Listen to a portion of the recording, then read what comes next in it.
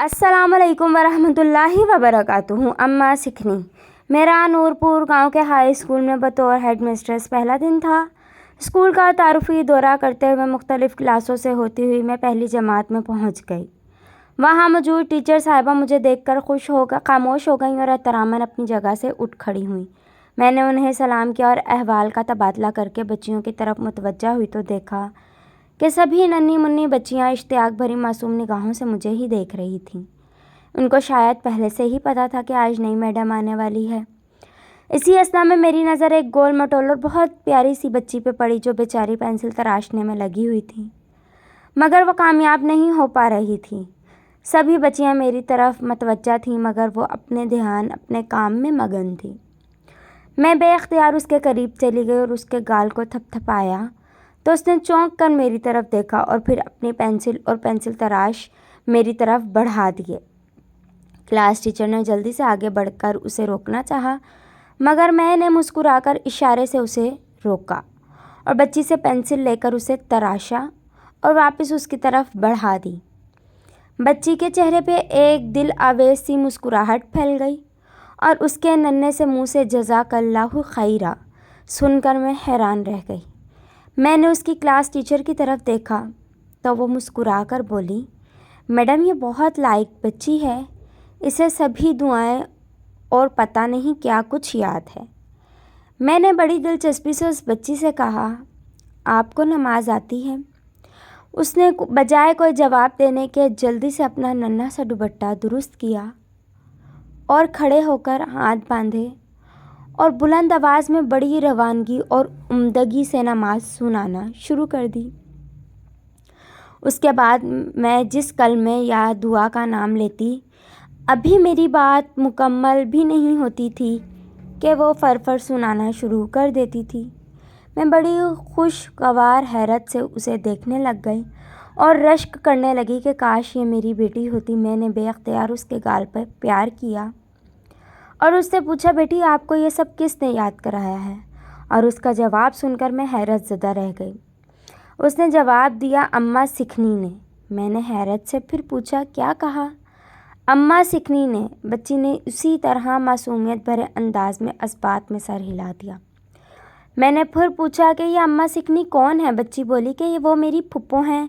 मैंने टीचर की तरफ मुड़ते हुए पूछा कि भला कैसा नाम है हुआ, ये तो मुसलमानों वाला नाम नहीं लगता। टीचर कहने लगी, जी मैडम, ये बच्ची इस गांव के नंबरदार साहब की पोती है। नंबरदार साहब के यहाँ एक खातून रहती है जिनको सब अम्मा सिखनी कहते हैं, बल्कि वो ख़ुद ही बच्चों को कहती है कि मुझे इसी नाम से पुकारा करो। मैं इसके बारे में ज़्यादा नहीं जानती क्योंकि मैं दूसरे गांव से हूँ, लेकिन इसके बारे में यही मशहूर है कि वो सिख है और उस गांव की सारी बच्चियां उसी से कुरान पाक पढ़ती हैं। अब जाहिर है ये बात ही ऐसी थी कि जो भी यह बात सुने उसे भला उसमें दिलचस्पी क्यों ना पैदा हो। मैंने अपनी मुतजस्सिस तबीयत के हाथों मजबूर होकर उससे मिलने की ठान ली। ये रमज़ानुल मुबारक के बिल्कुल आखिरी दिन थे और 1-2 दिन में ईद की छुट्टियाँ होने वाली थी। इन दिनों वैसे भी दिल अल्लाह की तरफ ज़्यादा मुतवज्जा होता है, इसलिए मैंने अगले दिन ही उस खातून से मिलने का इरादा कर लिया। अगले दिन असेंबली के बाद मैंने उसी गांव की एक बच्ची को साथ लिया और नंबरदार साहब के घर की तरफ रवाना हो गई। मुकामी स्थानियों की ज़बानी पता चला कि नंबरदारों का घराना बड़ा ही खुदा तरस और नेक घराना है और यह स्कूल भी उनकी ज़ाती कोशिशों की वजह से मंजूर हुआ है। रास्ते में गांव की औरतें बड़ी खुशी से मिल रही थीं और हर औरत मुझे अपने घर आने का कह रही थी। मुझे मालूम था कि देहातों के लोग उसातिज़ा से कितनी मोहब्बत करते हैं, मगर जाहिर है मैं जिस काम के लिए अपनी ज़िम्मेदारी संभालने के दूसरे दिन ही स्कूल से निकल आई थी, उसे भला कैसे अधूरा छोड़ सकती थी। गांव के दरमियानी चौक में पहुंचे तो मेरे साथ वाली लड़की ने एक बड़े घर की तरफ इशारा करते हुए बताया कि यही नंबरदारों का घर है और अम्मा सिकनी भी इधर ही रहती हैं। बड़ा गेट खुला हुआ था और सामने ही बरामदे में पंखा लगा हुआ था और उसके सामने बड़ी चरपाई पे एक सफ़ेद रेश बुजुर्ग गाँव तकिए से टेक लगाए नीम तराज हुए तस्बीह कर रहे थे और उनकी आंखें बंद थीं। चरपाई के साथ कुछ कुर्सियां भी पड़ी हुई थीं। मैंने करीब जाकर बुलंद आवाज़ से सलाम किया तो उन्होंने चौंक कर आंखें खोल दी और जल्दी से सीधे हो बैठे اور پھر اٹھنے کی کوشش کرنے لگے تو میں نے انہیں کہا کہ نہیں بابا جی آپ بیٹھے رہیں۔ انہوں نے پہلے تو میری طرف دیکھا، پھر بچی پہ نظر ڈالی تو اس کی اسکول والی وردی کو دیکھتے ہوئے بولے اچھا تو بیٹی تم اسکول سے آئی ہو؟ میں نے کہا جی بابا جی میں اسکول سے آئی ہوں، میرا کل ہی یہاں تبادلہ ہوا ہے۔ وہ سر ہلا کر بولے اچھا تو تم ہو نئی میڈم۔ وہ بزرگ مجھے بالکل اپنے نانا کی طرح لگ رہے تھے اور ان کے بولنے سے ہی ان کا اچھا اخلاق اور خاندانی پن جھلک رہا تھا۔ وہ پھر بولے بیٹی اگر آپ کو مجھ سے کوئی کام ہے تو ادھر ہی کرسی پہ بیٹھ جاؤ، ورنہ اندر گھر چلی جاؤ، وہاں خواتین موجود ہیں۔ پہلے تو میں نے سوچا میں اندر ہی چلی جاؤں، مگر پھر ان سے کہا مجھے آپ سے ہی کچھ بات کرنی ہے۔ وہ فوراً بولے جی بسم اللہ بیٹی ادھر بیٹھو کرسی پہ، اور بتاؤ آپ کا روزہ تو ہے نا؟ میں نے کہا جی میں روزے سے ہوں۔ میں نے بیٹھتے ہی بات شروع کر دی کہ بابا جی اسکول میں پہلی جماعت میں آپ کی پوتی پڑھتی ہے۔ میری بات مکمل ہوتے ہی بابا جی کی آنکھیں چمک اٹھیں اور وہ مسکرا کر بولے اچھا آپ فاطمہ کی بات کر رہی ہیں؟ وہ ماشاء اللہ سے بہت سمجھدار اور ذہین بچی ہے اور ہر وقت میرے ساتھ ہی رہتی ہے اور رات کو میرے ساتھ ہی سوتی ہے۔ میں نے کہا جی وہ واقعی بڑی ذہین ہے ماشاء اللہ۔ میں نے اس سے نماز اور دعائیں سنی تو اس سے سب کچھ بڑی روانی سے یاد ہے۔ میرے پوچھنے پہ اس نے بتایا کہ یہ سب اسے کسی اماں سکھنی نے یاد کرایا ہے، اور اسی بات نے مجھے آپ کے پاس آنے پہ مجبور کر دیا کہ آخر یہ اماں سکھنی کون ہے۔ فاطمہ کہہ رہی تھی کہ وہ میری پھپھو ہیں۔ بابا جی جو ابھی تک مسکرا رہے تھے اب سنجیدہ ہو بیٹھے تھے۔ میرے چپ ہونے پہ وہ بولے بیٹی یہ ہمارے گھر کا ایسا معاملہ ہے جس کے تجسس میں آپ سے پہلے بھی کئی لوگ ہمارے ہاں آ چکے ہیں۔ بھلا یہ کیسے ہو سکتا ہے کہ کوئی عورت سکھ ہو مگر وہ مسلمانوں کے بچوں کو قرآن پاک پڑھاتی ہو اور خود بھی نماز روزے اور پردے کی پابند ہو؟ میں نے حیرت اور دلچسپی سے پوچھا تو اچھا واقعی یہ بات سچ ہے کہ وہ سکھ مذہب سے تعلق رکھتی ہے؟ بابا جی نفی میں سر ہلا کر بولے بیٹی تم ہی کہو کہ بھلا یہ سکھوں والے اعمال ہیں، مگر وہ اپنے آپ کو ایسا ہی کہلوانا پسند کرتی ہے اور اس کے پیچھے بھی ایک خاص وجہ ہے۔ ویسے وہ ہر وقت قرآن پاک پڑھتی رہتی ہے، پانچوں وقت نماز پڑھتی ہے اور گاؤں کی سبھی بچیوں کو قرآن پاک اور نماز روزے کی تعلیم دیتی ہے۔ بابا جی چپ ہوئے تو میں نے پوچھا بابا جی اگر وہ اتنی ہی نیک اور شریعت کی پابند ہے تو وہ اپنے آپ کو اس نام سے کہلوانا کیوں پسند کرتی ہے؟ بابا جی بولے بیٹی یہ لمبی داستان ہے، یہاں لوگ میرے پاس آتے جاتے رہتے ہیں، یہاں بات بتانا مشکل ہو جائے گی، آپ اندر گھر چلی جائیں، وہاں میری بہویں بیٹیاں بھی ہیں، وہیں آ کر آپ کو ساری بات بتاتا ہوں۔ تو میں وہاں سے اٹھ کر اندر چلی آئی۔ گھر کی خواتین بھی بڑی چاہت اور تپاک سے ملی اور بہت جلد میرے ساتھ گھل مل گئیں۔ بہت تھوڑی دیر میں بابا جی بھی آ گئے اور ان کی زبانی جو میں نے داستان سنی وہ آپ کی نظر کرتی ہوں۔ بابا جی کے مطابق تقسیم سے قبل ان کے گاؤں میں چند سکھ گھرانے رہتے تھے جس سے ان کے بہت اچھے مراسم تھے۔ تقسیم سے کچھ دن قبل ہی یہ خاتون اماں سکھنی جس کا اصل نام پر محیط کنور تھا پیدا ہوئی تھی۔ اس کے پیدا ہونے کے 2 دن بعد اس کی اماں چل بسی تھی، مگر اس نے جانے سے پہلے اپنی بیٹی بابا جی کی اہلیہ کے سپرد کر دی تھی اور انہیں وصیت کی تھی کہ میری بیٹی کو تم پالنا مگر اس کو سکھ مذہب سے دور نہ کرنا۔ بابا جی کی اہلیہ نے جو خود بھی ایک نومولود بیٹے کی ماں تھی اس دور کی سچی محبتوں کو نبھانے کی خاطر اس سے وعدہ کر لیا اور بچی کو اپنا دودھ پلانا شروع کر دیا۔ مگر کچھ دن بعد تقسیم کا اعلان ہو گیا اور سب سکھ خاندانوں کو ہندوستان جانا پڑ گیا۔ اس دوران بابا جی اور ان کی اہلیہ کو پر محیط سے سگی اولاد جیسا پیار ہو گیا، مگر انہوں نے دل پہ صبر کا پتھر رکھ کر بچی کو اس کے والد نہال سنگھ کے سپرد کر دیا اور انہیں گاؤں والوں نے اپنی حفاظت میں قریبی کیمپ تک پہنچا دیا۔ وہ تو چلے گئے مگر ادھر بابا جی کی اہلیہ کا رونا مسلسل جاری تھا۔ وہ بچی کی جدائی برداشت نہیں کر پا رہی تھی اور خود بابا جی کا بھی شدت غم سے یہ حال تھا کہ کچھ کھایا پیا نہیں جا رہا تھا۔ اسی رات بابا جی کے دروازے پر آواز پڑی، دیکھا تو دروازے پہ نہال سنگھ بیٹی کو اٹھائے کھڑا ہے اور بچی کا رو رو کر رنگ کالا پڑ چکا تھا۔ وہ روتے ہوئے کہہ رہا تھا کہ خدا کے لیے میری بیٹی کو بچا لو ورنہ وہ بھوکی پیاسی مر جائے گی۔ وہ کچھ بھی نہیں کھا پی رہی اور نہ ہی کسی کے پاس چپ کر رہی ہے، اور بابا جی کی اہلیہ نے اسے جیسے ہی سینے سے لگایا تو وہ فوراً چپ کر گئی اور تھوڑی ہی دیر بعد سو گئی۔ تب نہال سنگھ نے کہا کہ میری بیٹی کو آپ ہی رکھ لیں، بعد میں اگر کبھی موقع ملا تو میں اسے لے جاؤں گا، ورنہ آج سے یہ آپ ہی کی بیٹی ہے۔ جو بھی اس کے مقدر میں ہوا میں اس پہ راضی ہوں۔ اس کے بعد وہ واپس چلا گیا اور پر محیط کو ان کے پاس رہ گئی اور یہیں بڑی ہوئی۔ بابا جی اور ان کی اہلیہ نے بڑی دیانتداری سے بچی کو سب کچھ بتا رکھا تھا کہ اس کے ماں باپ کون ہیں اور وہ کن کی بیٹی ہے۔ اس دوران نہال سنگھ سے خط و کتابت بھی چلتی رہی۔ تقریباً 5-6 سال کے بعد وہ بڑی کوشش کر کے پاکستان آیا تاکہ اپنی بیٹی کو واپس لے جائے۔ بابا جی اور ان کی اہلیہ نے بچی کو پہلا پستا کر اور چند دنوں میں دوبارہ واپس آنے کا کہہ کر اس کے ساتھ بھیج دیا، مگر گاؤں کی حدود سے نکل کر اس کی حالت پھر وہی ہو گئی کہ شاید وہ زندہ نہیں بچے گی۔ نہال سنگھ اس کو فوراً واپس لے آیا اور اسے ہمیشہ کے لیے ان کے سپرد کر کے روتا ہوا خالی ہاتھ اپنے نئے وطن واپس لوٹ گیا۔ تب سے پرموہت، جس کو پیار سے سبھی پمو کہتے تھے، ان کی بیٹی بن کر ان کے پاس ہی رہ رہی تھی۔ وہ دوسری بچیوں کے ساتھ اسکول بھی جاتی اور سپارہ بھی پڑھنے جاتی۔ ماحول کا اثر تھا یا کوئی اور بات تھی کہ وہ عام بچوں کی بنسبت کچھ زیادہ ہی نماز روزے کی طرف لگ گئی اور اپنی عمر سے بڑی باتیں کرنے لگ گئی۔ وہ جب اب اپنی عمر کو پہنچی تو بابا جی نے نہال سنگھ کو خط لکھا کہ پمو کی شادی کی عمر ہو گئی ہے، وہ پاکستان آ جائے تاکہ اس کی موجودگی میں پاکستان میں رہ جانے والا کوئی اچھا سکھ خاندان تلاش کر کے اس کی شادی کر دی جائے۔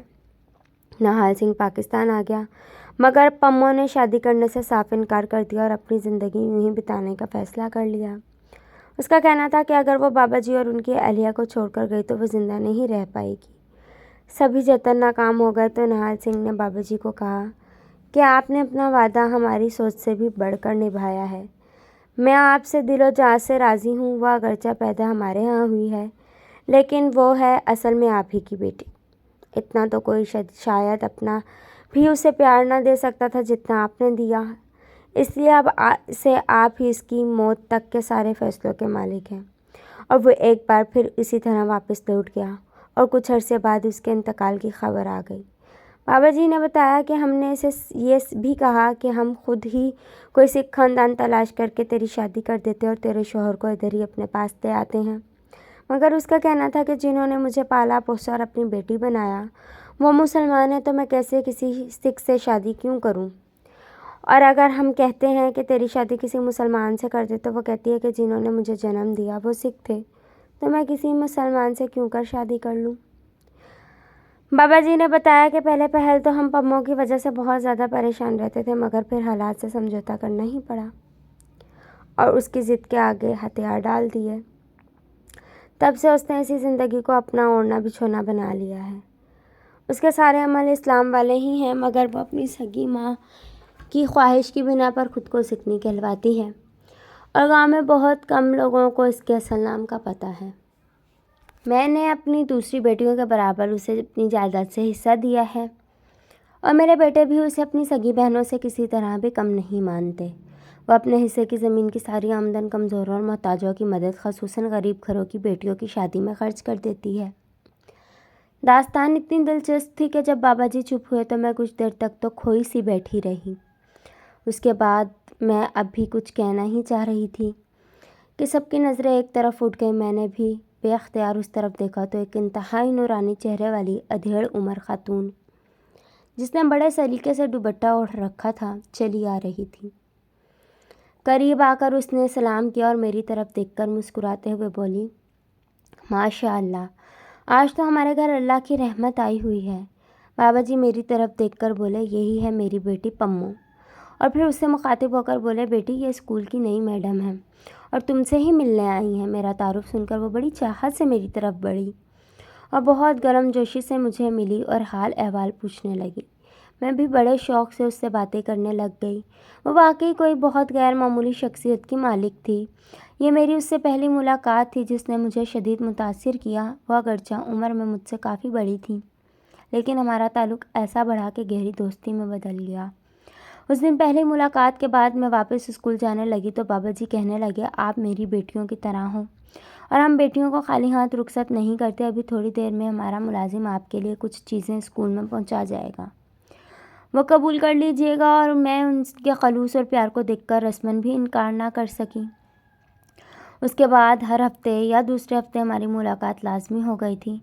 یا تو وہ مجھ سے اسکول ملنے آ جاتی یا پھر میں ان کے ہاں چلی جاتی۔ سچ پوچھیں تو اعلیٰ تعلیم یافتہ ہونے کے باوجود دین اسلام کی بہت سی باتیں اور مسائل میں نے اسی سے سیکھے۔ میں نے تقریباً 5 سال اس اسکول میں گزارے۔ اس کے بعد میری ترقی ہو گئی اور میرا شہر کے ایک اسکول میں تبادلہ ہو گیا۔ سال بھر ہونے کو آ گیا تھا، مگر تبادلے کے بعد سے ہماری ایک بھی ملاقات نہیں ہوئی تھی۔ بس خط و کتابت پہ آل احوال معلوم ہو جاتے تھے، مگر یہ خطوط کا سلسلہ بڑے تسلسل کے ساتھ چل رہا تھا۔ اس دوران اچانک ایک دن صبح سویرے دروازے پر دستک ہوئی۔ میرے میاں دروازے پہ گئے تو اسی گاؤں کا ایک آدمی موجود تھا جو اطلاع دینے آیا تھا کہ رات بابا جی کا انتقال ہو گیا ہے۔ پر محیط یعنی اماں سکھنی نے خاص طور پہ یہ اطلاع مجھ تک پہنچائی تھی۔ میرے میاں بھی ہمارے تعلق کو اچھی طرح جانتے تھے، اس لیے وہ کہنے لگے کہ تم چھٹی کی درخواست لکھ دو، میں وہ اسکول آتا ہوں اور جلدی سے تیاری کر لو، ہمیں وہاں ضرور جانا چاہیے۔ اور میں نے بھی فوراً حامی بھر لی۔ ہم اپنی گاڑی میں گاؤں کی طرف رواں دواں تھے اور ہم دونوں یوں خاموش تھے جیسے ہمارا اپنا کوئی انتقال کر گیا ہو۔ مجھے تو بس رہ کر پر محیط کا خیال آ رہا تھا کہ اس بیچاری کا کیا حال ہوگا۔ وہ بابا جی کی اہلیہ کی وفات کے بعد یہی دعا کیا کرتی تھی کہ مجھے بابا جی سے پہلے موت آ جائے، ورنہ وہ بابا جی سے جدائی کا صدمہ برداشت نہیں کر پائے گی۔ گاؤں میں داخل ہوتے ہوئے تو سارا گاؤں ہی غم میں ڈوبا ہوا تھا، ہر بندہ ہی اداس نظر آ رہا تھا۔ زندگی ہو تو ایسی ہو کہ جب دنیا سے جاؤ تو ہر آنکھ اشک بار ہو۔ ادھر جب گھر پہنچے تو وہاں کی کیفیت اور بھی درد انگیز تھی۔ سب سے بری حالت پر محیط کی ہی تھی، سب لوگ اس کو ہی سنبھالنے میں لگے ہوئے تھے۔ اسے بار بار غش پڑ رہا تھا۔ مجھے دیکھتے ہی وہ میرے گلے لگ کے بہت روئی۔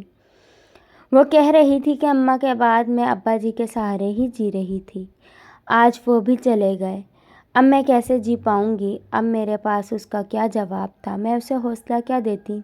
خود میری بھی آنکھوں سے آنسو روا تھے اور میں بہت کوشش کے باوجود کچھ بھی نہیں بول پا رہی تھی۔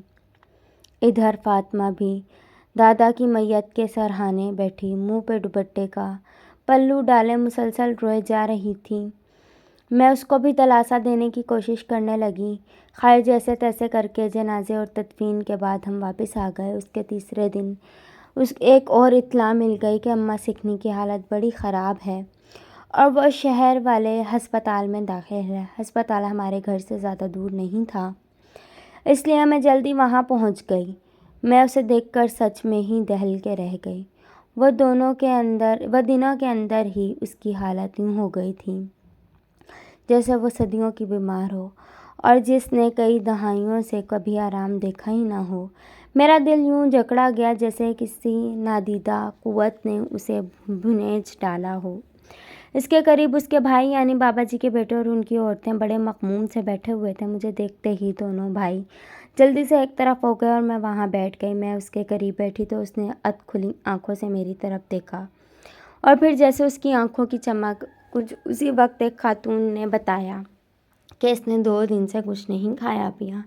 میں اس کے قریب ہو کر کہا، دیکھو یہ تو اچھی بات نہیں ہے، جان بوجھ کر خود کو ہلاکت میں ڈالنا پیارے اللہ جی کو بالکل بھی پسند نہیں ہے۔ وہ بڑے نحیف لہجے سے بولی، مجھے پتہ ہے لیکن میں کیا کروں، یہ میرے بس میں نہیں ہے۔ اور میں اس کی کیفیت سے سمجھ گئی کہ وہ بالکل سچ کہہ رہی ہے۔ اسی وقت اس کی آنکھیں بند ہو گئیں اور لگا جیسے وہ انتقال کر گئی ہو، لیکن ڈاکٹر کو بلانے تک اس نے دوبارہ آنکھیں کھول دیں۔ میں بہت گھبرا گئی۔ مجھے یقین ہو چلا تھا کہ اب اللہ کا حکم آنے والا ہے۔ میرے جی میں نہ جانے کیا آئی، میں نے اس کے قریب ہو کر کلمہ شہادت پڑھنا شروع کر دیا۔ اس کے چہرے پہ ہلکی سی مسکراہٹ ابھر آئی۔ اس نے پھر مجھے خاموش ہونے کا اشارہ کیا اور آسمان کی طرف ہلکا سا ہاتھ اٹھا کر بولی، یہ میرا اور اس کا آپس کا معاملہ ہے۔ میں سمجھ گئی کہ وہ میری سوچ سے کہیں اوپر کے مدارج میں ہے۔ میں نے پھر اس کے قریب ہو کر سرگوشی کے انداز میں کہا، اچھا یہ بتاؤ کہ آپ مسلمان ہو کہ سکھ ہو؟ پھر وہ ہلکا سا مسکرائی اور بولی، ذات تو میری سکھ ہے لیکن مسلمان ہونے سے انکار نہیں کر سکتی۔ جس کے پاس جا رہی ہوں وہی بہتر جانتا ہے کہ میں کیا ہوں، بس دعا کرنا قبر میں اس کے پیارے حبیب صلی اللہ علیہ وآلہ وسلم کی زیارت ہو جائے۔ اور اس کے ساتھ ہی اس کی گردن ڈھلک گئی۔ بس یہی اس کے آخری الفاظ تھے اور ان کے ساتھ ہی اس کی روح قفس انصری سے پرواز کر گئی۔ وہاں کھڑے دونوں بھائی یوں ایک دوسرے کے گلے لگ کے رونے لگ گئے جیسے وہ حقیقت میں ان کے خون کے رشتے دار ہو۔ واقعی کئی بار ایسا ہوتا ہے کہ جن سے خون کا رشتہ نہیں ہوتا وہی سب سے زیادہ محبوب ہوتے ہیں۔ خود میرے لیے بھی ایک یہ بہت غم کا مرحلہ تھا، اور اس گھر کے لیے تو خیر ایک بہت بڑے صدمے کے فوراً بعد یہ دوسرا صدمہ تھا۔